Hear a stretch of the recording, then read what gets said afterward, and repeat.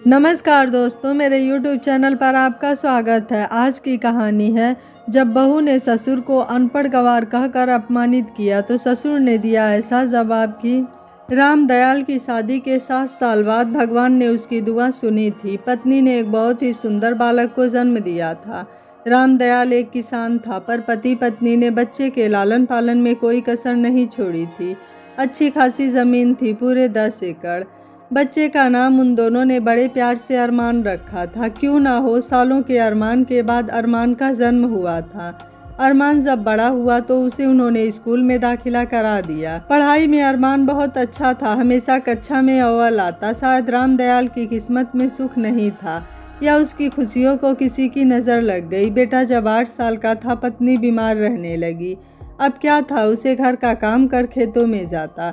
ऐसी ही दिनचर्या के साथ सालों बीत गए, पर रोहिणी की सेहत में कोई सुधार नहीं हुआ और एक दिन रोहिणी के जीवन ने उसका साथ छोड़ दिया। बेचारे 12 वर्ष के बच्चे ने मां को खो दिया।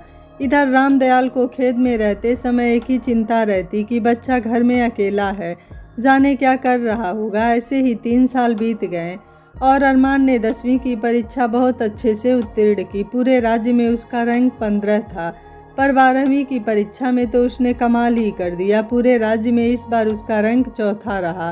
पढ़ाई में अच्छा था, इसलिए उसने मेडिकल में एंट्रेंस एग्ज़ाम दिया था, जिसमें वो पूरे देश में 240वीं रैंक लाया था। अब डॉक्टरी की पढ़ाई कैसे करे यह सोचने लगा, और जब पिता से बोला तो पिता ने कहा कि तू उसकी चिंता मत कर, पढ़ाई में तेरे कभी बाधा नहीं आएगी। तू डॉक्टर बनेगा और ज़रूर बनेगा, चाहे मुझे खेत ही क्यों ना बेचना पड़े।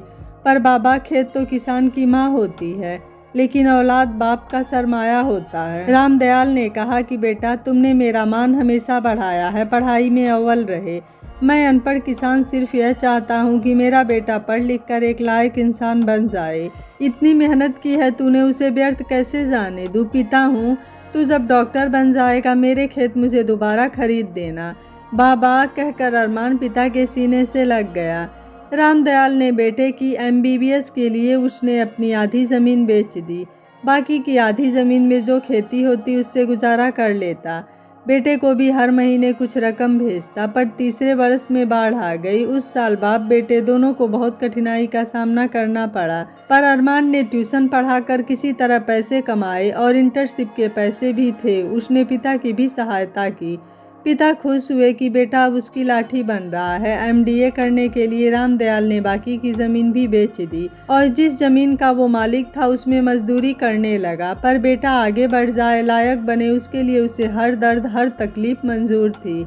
वह साल रामदयाल का बहुत संघर्षपूर्ण रहा। फिर एक दिन बेटा आकर पिता को अपने साथ ले गया। उसने किराए पर एक छोटा सा फ्लैट लिया और एक हॉस्पिटल में नौकरी करने लगा।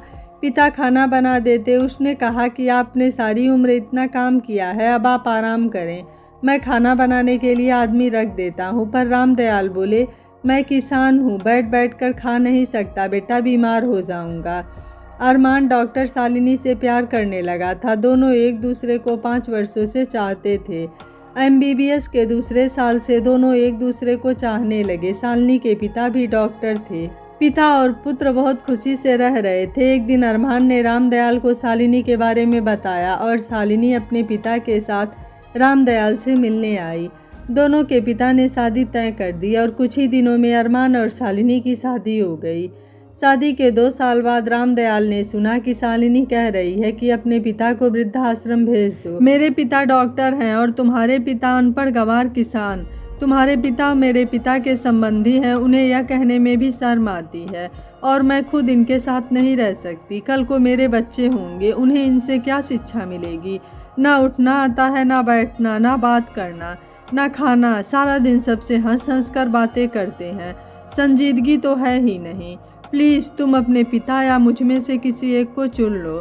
शालिनी, मेरे पिता ने बहुत कष्ट से मुझे पाला है, मैं इस उम्र में उन्हें अकेला कैसे छोड़ दूँ। मैं जिम्मेदारी लेने से मना नहीं कर रही। शहर के सबसे बड़े वृद्धाश्रम में बात की है, अपनी उम्र के लोगों के साथ खुश रहेंगे। बाबा मेरे बच्चों को खिलाना चाहते हैं शालिनी, मगर वो अगर यहाँ रहे तो मैं ही नहीं रहूँगी, फिर बच्चे कहाँ से होंगे, शालिनी ने कहा। रामदयाल कुछ सोचते रहे। फिर 2 दिन बाद वो अपने गांव चले गए, बिना किसी को कुछ बताए। खेती की ज़मीन अरमान बहुत पहले ही खरीद चुका था। उसमें लोग काम किया करते थे। किसान की ज़मीन माँ होती है, इसलिए पिता की ज़मीन दिला दी थी। सुबह उठकर पिता का कमरा खाली देख अरमान रो दिया। शालिनी ने कहा शायद उन्हें भी शहर में अच्छा नहीं लगता था, सो चले गए। फिर उसने अरमान को बाहों में भरकर कहा तुम्हें एक खुशखबरी देनी है। क्या? अरमान ने पूछा। तुम पिता बनने वाले हो। अरमान ने कोई प्रतिक्रिया नहीं दिखाई। पिता को निकालकर पिता बनने की खुशी वो मना नहीं सका। शालिनी ने अपने पिता को फ़ोन कर रामदयाल के जाने की खबर दी। पिता और पुत्री दोनों बहुत खुश थे। कुछ दिनों में उनको एक प्यारी सी बेटी हुई। पर अरमान और शालिनी के रिश्तों में थोड़ी दूरी आ गई थी। दोनों प्रैक्टिस में लगे रहते। बच्ची घर में अकेली रहती, नौकरानी ख्याल रखती उसका। अरमान कभी कभी अपने पिता से मिलने जाता, पर शालिनी को पता नहीं चलने देता। वह उसको कुछ भी नहीं बताता। ऐसे ही कई साल गुजर गए। अब अरमान बहुत बड़ा डॉक्टर बन गया था। शहर में उसका बहुत नाम था। पर एक दिन अखबार में खबर आई कि शहर के प्रसिद्ध डॉक्टर अरमान के फेफड़े खराब हो गए हैं और अगर फेफड़े ना मिले तो उनकी ज़िंदगी को खतरा है। शालिनी के पिता ने और शालिनी ने बहुत कोशिश की एक डोनर ढूंढने की, पर नहीं मिला। उधर अरमान की हालत दिन ब दिन खराब होती जा रही थी। एक दिन शालिनी को डॉक्टर ने बताया कि डोनर मिल गया है। अरमान का ऑपरेशन हो गया और वो 1 महीने में ही संपूर्ण रूप से ठीक हो गया। अरमान ने ठीक होकर पूछा कि उसे किडनी किसने दी। शालिनी बोली उसे नहीं पता। जब किडनी मिल गई तो उसने कुछ नहीं सोचा, खुशी में ख्याल ही नहीं रहा। अरमान ने कहा किडनी खरीदना कानूनी अपराध है, पर खरीदना तो उसे कहते हैं जिसके लिए कीमत दी हो मैंने। जिसने दी उसने तो कुछ नहीं लिया। अरमान से रहा नहीं गया और वो हॉस्पिटल में पूछताछ करने लगा। अरमान ने अपने डॉक्टर से डोनर का नाम पूछा। शालिनी अपने बीमार पति के साथ हर पल रही। डॉक्टर ने बताया कि डोनर का नाम रामदयाल शर्मा है। अरमान रो दिया। जिस पिता से वो पिछले 2 सालों में व्यस्तता के कारण मिल नहीं पाया, वो पिता 15 दिन बाद अरमान गाँव के लिए तैयार हो गया। शालिनी भी साथ हो ली। अरमान उसे ले जाने को तैयार नहीं था, पर ले जाना पड़ा साथ में। शालिनी के पिता भी गए। अरमान गांव पहुंचकर बोला बाबा कैसे हैं, और पिता को प्रणाम किया। शालिनी ने भी पांव छुए। रामदयाल बोले नहीं बेटा, इसकी ज़रूरत नहीं, मैं इस लायक नहीं हूँ। शालिनी बोली हम आपको लेने आए हैं बाबा।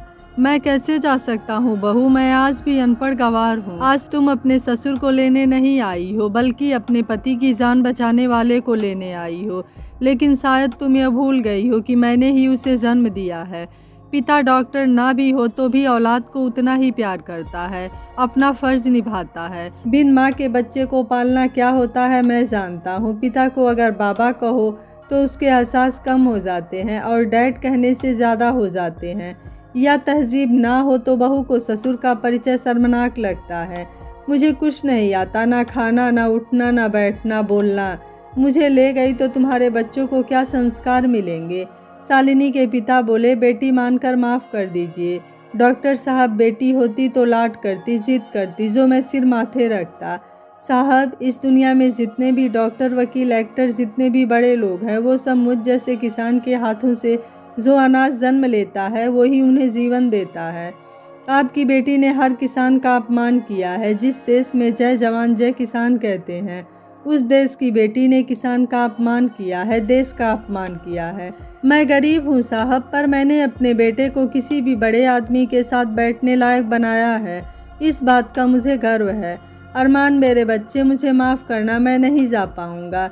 मुझे पता था बाबा आप नहीं जाएंगे। आपका आत्मसम्मान आपको जीवन से भी बड़ा है और मुझे गर्व है कि आप मेरे पिता हैं। हर जन्म में यह रिश्ता बनाए रखना। आपसे अच्छा पिता कोई नहीं हो सकता।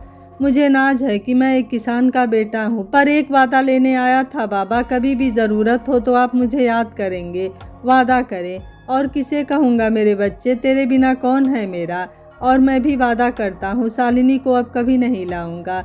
आज शालिनी की आंखें नम थी और उसके पिता का सिर झुका हुआ था। आज एक अनपढ़ देहाती किसान के सामने उनकी परवरिश हार गई थी। यह कहानी आपको कैसी लगी? रामलाल जी का फैसला आपको कैसा लगा? आप मुझे अपनी राय कमेंट बॉक्स में ज़रूर दीजिएगा। वीडियो पसंद आया है तो वीडियो को लाइक, शेयर एंड चैनल को सब्सक्राइब कर लीजिएगा। Thank you for watching. मिलते हैं अगली कहानी में।